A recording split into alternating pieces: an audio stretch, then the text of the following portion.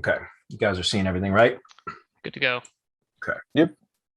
Jim says, hey, SM team, I was curious as to what AI-powered tools everyone is using for content generation, scheduling, etc. I hear you guys mention them from time to time, but I thought it might be nice to have them all mentioned in one place. I currently have Jarvis, Closer Copy, Writer, Surfer, some custom GPT apps in my arsenal. I thought about giving Article Forge another chance, although I wasn't impressed with version 1 or 2. I'm also in the market for a video generation tool. If you have any suggestions, hope you have a safe and happy new year. As always, thanks for your time and providing this weekly hangout. Well, thank you, Jim. I know you've been coming here for years, man.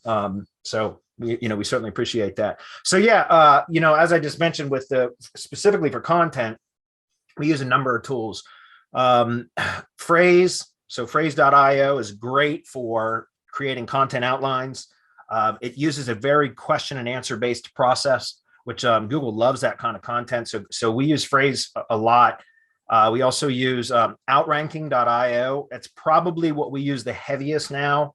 And again, it's more about developing the outline than actually fleshing out the content. So we use a combination of Phrase and Outranking to develop the outlines. And we flesh the outlines out a bit with Outranking. But then we use a combination of Surfer and Jarvis to kind of really flesh out the content more. So once the outlines, really well-defined outlines have been produced, then we go in and flesh it out a little bit more. Now, one of the nice things about Outranking is it uses what they call concepts, which it uses like an AI writing. I don't think it's GPT-3, it might be, but it basically what it does is it will it has an AI writing assistant built into it. It doesn't create as much content output like Jarvis does, but if you guys have been using Jarvis, you know that Jarvis a lot of the times will spit out stuff that is completely irrelevant or has to be fact checked. You know what I mean? And so what's nice about Outranking is it's got the ability that when it does the SERP analysis for the keyword that you submit, it all the top 20 results that it's pulled in, it will confine the AI writing assistant into within guardrails that are set up by the content that it's scraped from the top 20 results. In other words, it uses the content that it's pulled in from the top 20 results to really direct the AI writing assistant. So it's much more relevant than just using Jarvis alone, if that makes sense.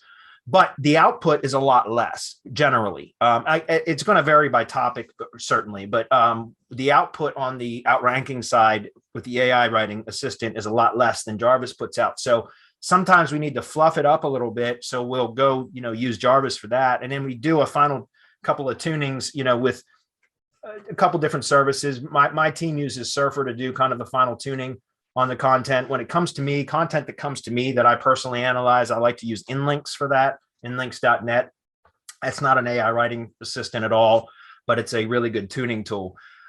We also use some other tools too to help depending on the content, but for like link building content or tier 1 assets and things like that, we also use a number of other tools. Page Rewriter, it's really, really good. Quillbot is a great tool for rephrasing content. So one of the things that you can do to maximize the value that you get out of well-tuned content is using that same content for link building content or for tier 1 entity assets. But you can take money site content, and I recommend you still, treat tier 1 entity content, so this is content published on like your tier 1 assets like Blogger, Tumblr, WordPress. I'm not talking about syndicated posts. I'm talking about separate and unique posts that are published that are well tuned also. And I think those types of pieces of content should be original.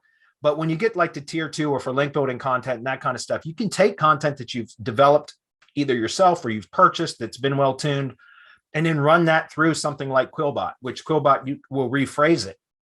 It's not a spinner. It rephrases it and keeps the concepts intact and the kind of natural language process intact, if that makes sense. So those are all really, really good tools that we all use, it depending on what kind of content it is and where that content is going to be published. Real quick about Article Forge. Article Forge is fabulous right now. On smaller outputs. So with Article Forge, I think it's version 3 or whatever.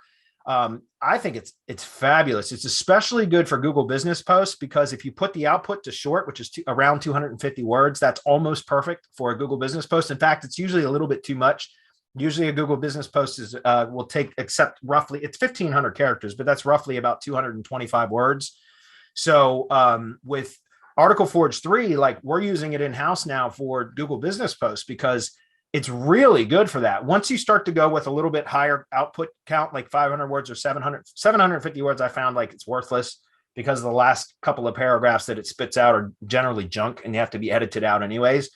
But something that works really good for, and I just actually tasked my my blogger to do this. But one thing that I like to do that's working really well right now for link building content is to create a roughly 1,500 word article using 6 or 7 250 word outputs with Article Forge, because you can essentially with Article Forge, if you haven't used it yet, the version 3, like you put one seed keyword in, but it's not just a keyword. You kind of you write the keyword in natural language format, and then you define with the supporting keywords section underneath. You give it some kind of supporting keywords to clarify the intent of that search query or the query that you put in as the primary. And what's great about that is if you keep it to 250 word output, now you can, again, go develop an outline using Phrase, Outranking, Surfer, whatever tool it is that you want to use to develop an outline. But once you have an outline developed with, a clear hierarchy between H2s and H3s, then you can go over to Article Forge 3.0 and you can flesh that out with 250 word outputs. And it's working really, really good because you just take each section header and you add that in as like the primary keyword essentially, and then you add a couple of supporting keywords to define or to clarify the intent, and you set it to 250 word output, and it will spit out 250 words. And then you just do that for each section heading, and mainly the H2 headings, right? The H3, if there were H3s, those are usually going to be the supporting keywords to clarify the intent of the H2 anyway. So that's kind of how we're using it to develop content for link building. So it's much more efficient. It's less expensive to produce, but it's done really, really well. And so if you do that with like 6 H2s or 6 or 7 H2s, you have to obviously edit it slightly. It needs to be some manual editing, some human involvement to kind of connect those 250 word outputs in a logical way. So a little bit of editing, some connector sentences might have to be drafted to connect those, headings and those 250 word outputs. But 6 or 7 of those will create and end up creating like a 1,500 word article that is very well optimized. And then if you really want to, depending on where you're going to publish it, like I said, we're using this mainly for link building content right now, but you can go publish or go tune that with like Surfer SEO. I usually mention that because that's probably the most common, SEO tuning tool available or app that most people use is Surfer. But you can take that content and run it through Content Planner or Content Editor, excuse me, and tune it. The output content from Article Forge, and it just works really, really well. And I'm telling you what, guys, like I've been doing a lot. I mean, I'm fascinated, obsessed with link building right now. Like I love it. I love digging into backlinks and analyzing backlinks and all that. And I've been doing a lot of link building stuff lately, even for some of our mastermind members. And it's crazy. But if you have really well-tuned content as your link source, like in other words, if you're placing a link back to whatever asset it is you're trying to promote within really well-tuned content, it has a significant difference, right? You can get, and what I've been finding is much better results with relevance than metrics. Like in other words, a lot of people, people look at metrics and say, well, I want to link from a really high authority place that has high trust flow and everything else. And what I'm finding is I can move the needle better with a link on a lower valued property, but really relevant content than getting a link from a higher valued property, but less relevant content, which makes it really good for us because now, if you don't have to always try to get a link on a really high authority place, it makes it a little bit easier, more accessible to average people to be able to still get, really good links. So, all those tools combined, we're using every one of them, and they all have their own place or combinations of those tools to produce content depending on where it's going to be used. But I don't know how we did SEO without all this shit before.